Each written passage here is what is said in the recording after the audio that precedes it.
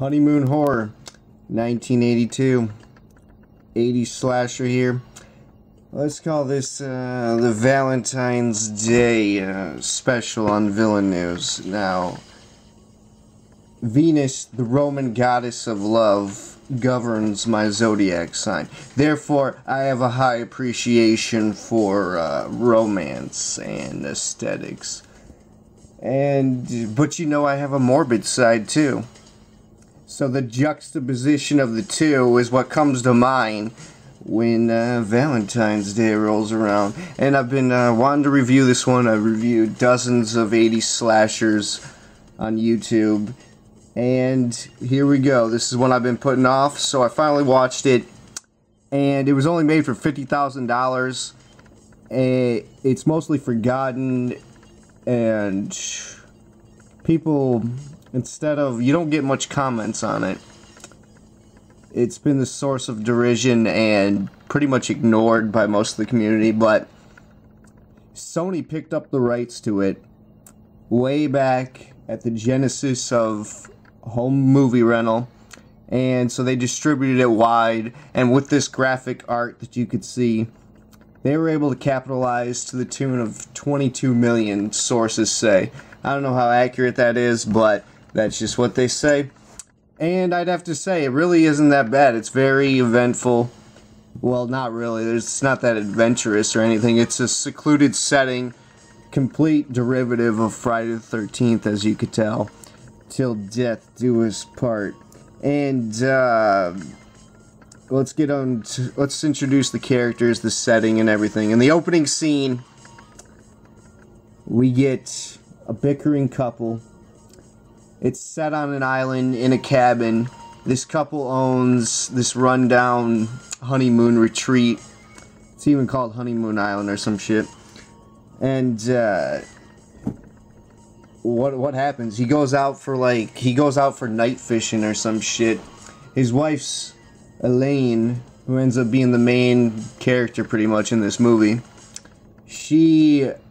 Oh man, she just gives him cold, monosyllabic, unaffectionate, really downright bitchy behavior from the start.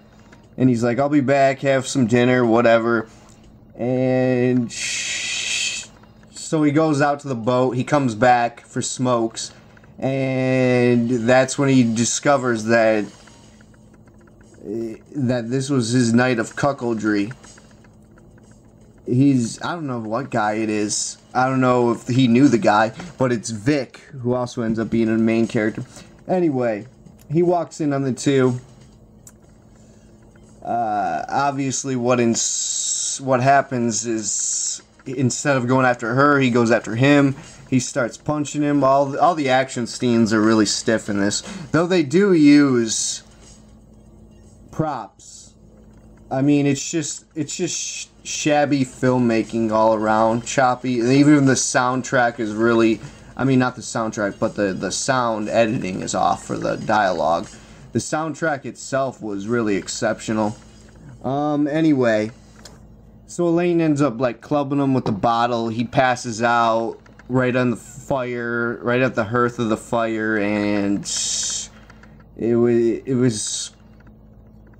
So the cuck's on the floor. It's a cuckoldry inferno. The whole place goes down. Fast forward to a year later or something, months later. She's scheming to renovate the lodge, and it's their opening weekend, blah blah blah. We get 3 couples to show up. We get a sheriff, your classic goofy sheriff, but he's actually hilarious. It isn't too much forced humor. As we go on, Vic is a sleazy scoundrel. He starts hitting on all the women there.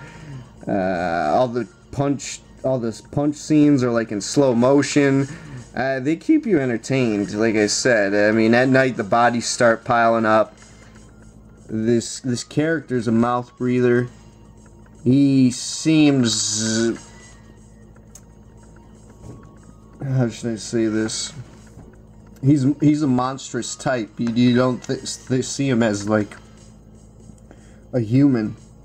They don't give it away throughout. They play it off as like a whodunit, and as it goes on, it's like all the sex scenes, even though they really set it up for exploitation, it's scant sensuality. They could have elaborated on that. There's a lot of decent lines, almost laughable. Needless to say, the acting is pretty stiff, and the lines aren't delivered with much conviction. Towards the end, we get all the characters holed up in one cabin, like, he's dead, they're dead, I found a body by the docks. And the girls are all in there, and the guys are all like, well, let's be macho and let's team up and go out there, even though, like, a minute later, he's like, the best thing we can do is just stay together. Literally. This is the witless type of communication we get. And, so they all head out. Hysteria flourishes inside the cabin, as you might imagine. The girls are in their bathrobes because it's at night. They're like, oh, well, I guess we gotta dress them this way. And they start making coffee, and they're like, it's gonna be an all-nighter. And she's like, how much coffee should I make? She's like, make that whole tin, honey. And she puts like 2 scoops in. It's like they really didn't follow through when it came to logic and rationality. And you're like, okay, this is a total acting movie scene, whatever. More absurdity ensues. The dude's dressed in gym shorts and tube socks, and then there's this build like blonde dude, and then he's the meathead, and then there's another blonde dude who gets slugged in the face after his girlfriend dies.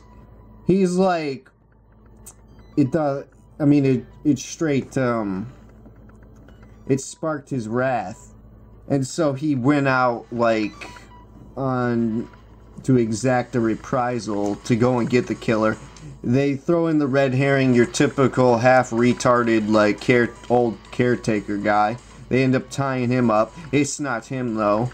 The guys end up going all out there, like I said, but the chicks end up inside. They leave all the chicks inside, and chicks start dying. You get axes to the face, and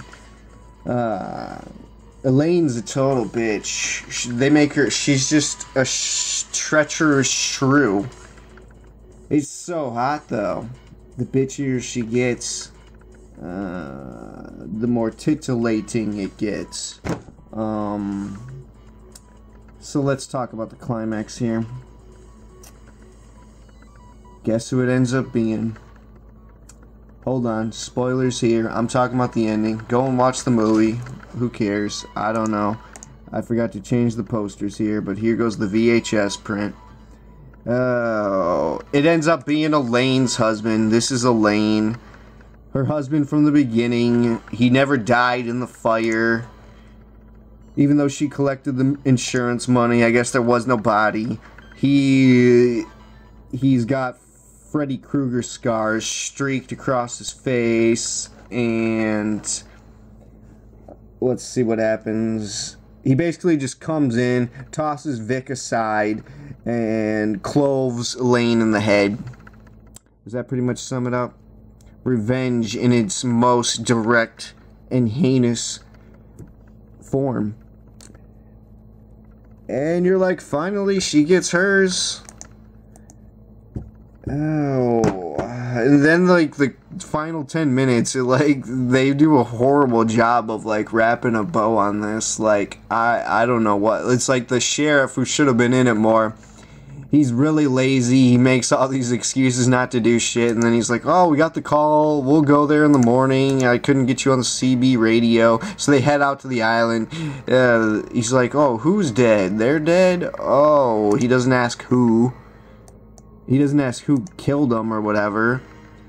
And then at the end, like, he gets back to the mainland. He starts gossiping with the gas station clerk. And this couple shows up. They want to rent a suite in the honeymoon retreat. Did I even make that clear? Yeah, they're all honeymooning because it's like a honeymoon horror, like I was saying. Nothing to do with Valentine's Day other than love. And he ends up firing off his gun or something, like, get the hell out of here, I don't want to deal with all this problem. For what it is, 1982, low-budget slasher film, I give it a B-. This was GABM from VillainNews. Thanks for watching. As for horror movie news videos and everything, my website is really what I'm concerned with, and there's a lot of entertainment for you guys to glean from there. VillainNews.com, now a website. I'm out.